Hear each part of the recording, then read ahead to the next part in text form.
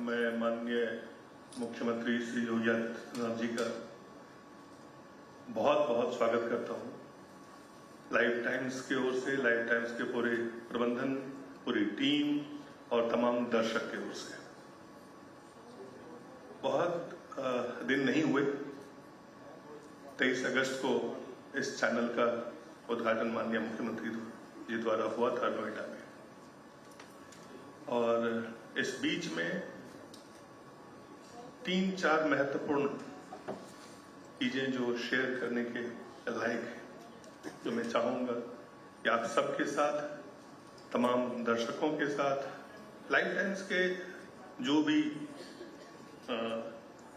दर्शक हैं, चाहने वाले हैं, वेल विशर्स हैं, और उसकी कमी नहीं है, क्योंकि 600 मिलियन से ज्यादा सिर्फ व्यूज डिजिटल पे आना अपने आप में आपका प्यार, आपका भरोसा, आपका यकीन, आपका विश्वास इसको स्थापित करता है।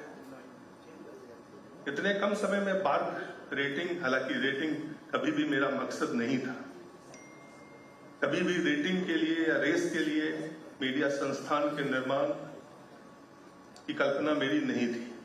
लेकिन जब दर्शक देखते हैं, दर्शकों का प्यार आपको मिलता है, तो फिर मुझे लगता है दर्शकों के लिए ये बात बताना बेहद जरूरी है कि आपने एनडीटीवी इंडिया और डीडी न्यूज ऐसे चैनल से जो आपका एटीएस, जो एवरेज स्पेंड टाइम है, वो उससे बेहतर होना इतने कम समय में, ये आप सभी का सहयोग, आप सभी के लगातार जो आप देख रहे हैं, आपका भरोसा है।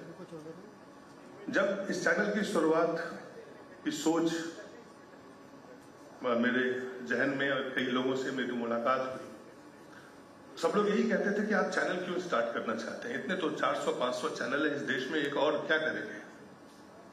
सब लोग दौड़ रहे हैं टीआरपी के लिए, भूत प्रेत, तब तमाम तरह की चीजों से शुरुआत होते होते झूठ, फरेब और सोशल मीडिया के आने से वो तो मल्टीप्लाई हो गया। तो मैंने कहा ये तो सबसे बड़ी समस्या है कि लोगों के पास अब सूचना का कोई महत्वपूर्ण प्रमाणिक कोई सोर्स नहीं रह रहा है, आप जो कह रहे हैं। और इसी ध्येय के साथ हमने लाइफ टाइम संपूर्ण सत्य, अर्ध सत्य नहीं, 99% नहीं, संपूर्ण सत्य के साथ लगातार अपना प्रयास करते रहेगा कि हम दर्शकों तक ऑथेंटिक न्यूज हर कीमत पे, हर हाल में वो हम पहुंचाएं। और शायद यही कारण है कि इतने कम समय में किसी चैनल को इतना ज्यादा प्यार दर्शकों का मिला हो, और इतना मुंबई जैसे शहर में 21 मिनट जो देश के बड़े अग्रणी चैनल हैं उनको 1 या 2 चैनल के साथ ये होता है। इतने कम समय में 21 मिनट का एटीएस महानगर मुंबई जैसे महानगर में मिला। लेकिन ये हमारा मंजिल नहीं है, हमारा मकसद नहीं है। हमारा मकसद है सत्य को संपूर्ण रूप से आप तक पहुंचाना, और उसमें खास करके मैं माननीय मुख्यमंत्री श्री आदित्यनाथ जी का मैं एक बार फिर से दिल से आभार व्यक्त करना चाहता हूं कि उन्होंने अपना कीमती समय, हमारे सबसे पहला जो हमारा ये एक्सचेंज प्रोग्राम है, उसमें हमारा ये कहना है कि भाई विचार बेहद अहम है, विचार से ही सारी चीजें नियंत्रित होती हैं, और इस विचार के लिए ही हमने उनको आमंत्रित किया है। उनके विचार आज मुझे बोलने की आवश्यकता नहीं है, not only in India, across the globe. मैं तो दुनिया भर लगातार घूम रहा हूं, और बहुत कम नेता है, मुझे लगता है कि शायद प्रधानमंत्री जी और योगी जी के अलावा मैंने विदेश में कोई नाम मैंने कभी सुना हो। हाँ, सुना है, कुछ अन्य कारणों से सुना है। तो आज मुझे इसकी कहने की आवश्यकता इसलिए नहीं है कि ये दुनिया में, और जिस तरह से महाकुंभ हुआ, और महाकुंभ का कवरेज एक बेहद हमारी टीम ने जिस तरह से किया, मैं अपनी टीम का बहुत बहुत धन्यवाद देता हूं। और जो उत्तर प्रदेश प्रशासन के तरफ से जितना सहयोग हुआ, जिस तरह से मीडिया कवरेज के लिए जितना भी हुआ, वो भी अद्भुत था। मैं बाकी समय नहीं इसलिए लूंगा कि कम समय है, विचार बहुत है, योगी जी को सुनने के लिए आप सब आतुर हैं। तो मैं सीधे उनको आमंत्रण करना चाहूंगा कि वो आए, क्योंकि ये सेशन जो है विचार के लिए है और हमारा आमंत्रण था उनको कि इस इनॉग्रेशन सेशन को वो एड्रेस करें हम सबको। आपका बहुत बहुत स्वागत है, आप प्लीज आके हमें संबोधन करें।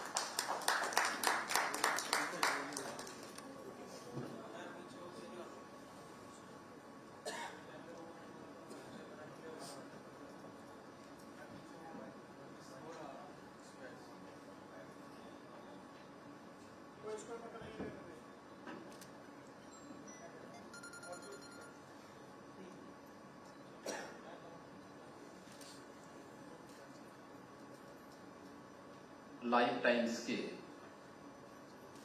आज के इस एक्सचेंज प्रोग्राम में मंच पर उपस्थित editor in chief Life Times Shri Dilip Singh ji, state head Life Times Shri Rajeev Ojha जी,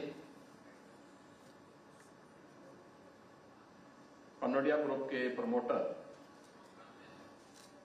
श्री गौतम कनोडिया जी, आज के इस कार्यक्रम में उपस्थित लाइफ टाइम्स से जुड़े हुए सभी दर्शकगण, शुभचिंतकगण और उपस्थित बहनों और भाइयों, लाइफ टाइम्स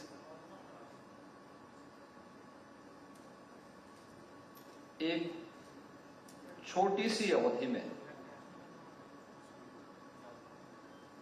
अपनी जिस शानदार यात्रा को लेकर के आगे बढ़ा है, मैं इसके लिए लाइफ टाइम्स के एडिटर इन चीफ, उसके प्रमोटर और उनकी पूरी टीम को इसके लिए हृदय से बधाई देता हूं। एक्सचेंज का यह पहला कार्यक्रम आपका आज लखनऊ में आयोजित हो रहा है।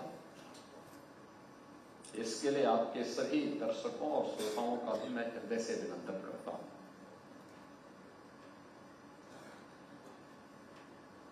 मुझे याद है जब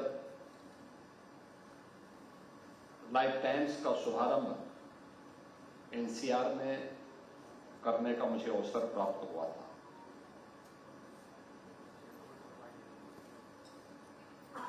उस समय जो हम सबके सामने चैलेंज थे,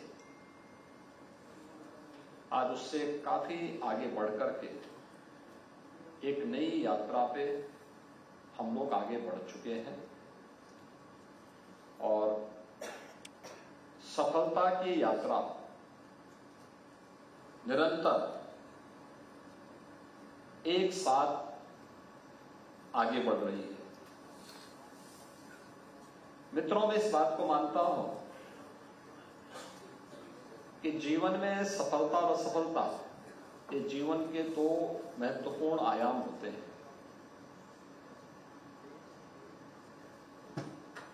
सफलता इस बात पर निर्भर करती है कि हमने कार्य की शुरुआत कैसे की है। अगर एक सकारात्मक भाव के साथ, सकारात्मक ऊर्जा के साथ हमने कार्य का शुभारंभ किया है, उसकी शुरुआत की है और उस प्रकार की टीम अपने साथ जोड़ी है, तो मान के चलिए कि सफलता हमें जरूर मिलेगी और देर में मिलेगी तो वह अस्थायी सफलता में बदलने का भी कारण बन सकता है। लेकिन अगर हमने शुरुआत अच्छी नहीं की, टीम अच्छी नहीं बनाई या शॉर्टकट का रास्ता अपनाया, तो मान के चलिए कि जो आपकी सफलता के जो आप इच्छा रखते हैं वह आपकी सफलता को विफलता में बदलेगा या फिर सफलता मिलेगी तो क्षणिक मिलेगी, अस्थायी नहीं मिल पाएगी। और यह हर एक क्षेत्र में होता है। जीवन के किसी भी क्षेत्र में आप जाएंगे तो उसमें यह अक्सर सभी के लिए सही बैठता है। उत्तर प्रदेश भारत की आबादी का सबसे बड़ा राज्य है, देश का हृदय स्थल भी है। भारत की आत्मा उत्तर प्रदेश में निवास करती है। अगर मैं इस बात को कहूंगा तो इसमें कोई अतिशयोक्ति नहीं होगी। लेकिन जिन लोगों का एजेंडा विकास नहीं था,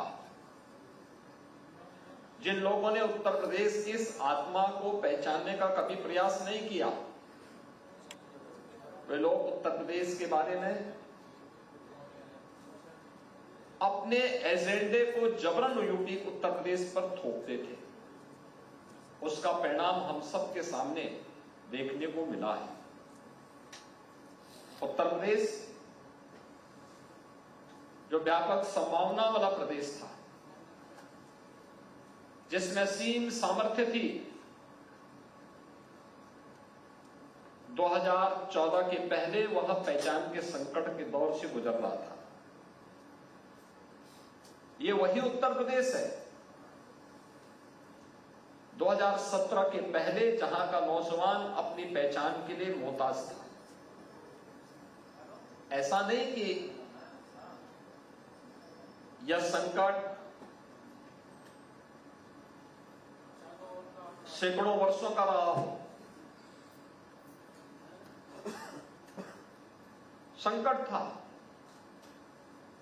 1947 से पहले देश गुलाम था, देश के सामने चैलेंज था। पूरा देश एकजुट होकर के उस चुनौती का सामना कर रहा था।